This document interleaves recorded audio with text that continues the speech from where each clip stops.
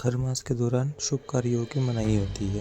आइए उज्जैन के आचार से जानते हैं खर मास में कौन सी चीज़ें खरीदना बिल्कुल अशुभ बताया गया है। सनातन हिंदू धर्म में अनेक शास्त्र बताए गए हैं। उन्हीं शास्त्रों में ज्योतिष शास्त्र गाया गया है। ज्योतिष शास्त्र में ग्रह, नक्षत्र, तारागणों और मुहूर्त आदि की जानकारी प्राप्त होती है और शुभ समय की जानकारी प्राप्त होती है।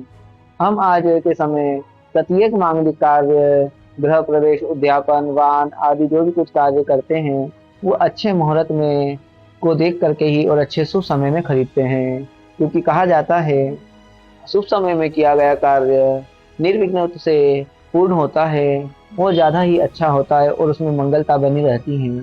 इसी प्रकार माहों को भी बड़ा विशेष महत्व दिया जाता है। माहों में खर मास जो आता है, खर मास को बड़ा ही अशुभ माना जाता है। कहा जाता है खर मास में विवाह, उद्यापन और धार्मिक कार्य, मांगलिक कार्य नहीं करना चाहिए। इस प्रकार इस खार मास में इन्हें करने की मनाही की जाती है। इसी प्रकार हर मास में बहुत सारे व्यक्ति के मन में आता है कि हमें नूतन वस्तु, नई चीजें खरीदना चाहिए या नहीं खरीदना चाहिए।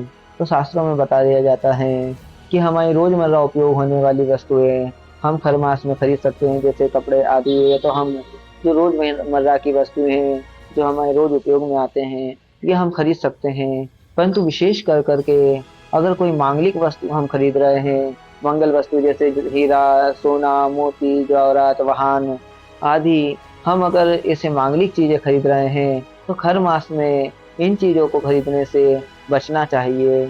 इस प्रकार खर मास में हम अपने रोजमर्रा की वस्तुएं खरीद सकते हैं, परंतु जो विशेष कार्यों में उपयोग होने वाली वस्तु होती है और निवेश आदि होते हैं, ये निवेश आदि करने से बचना चाहिए। यह सब हमें संक्रांति के पश्चात ही करना चाहिए।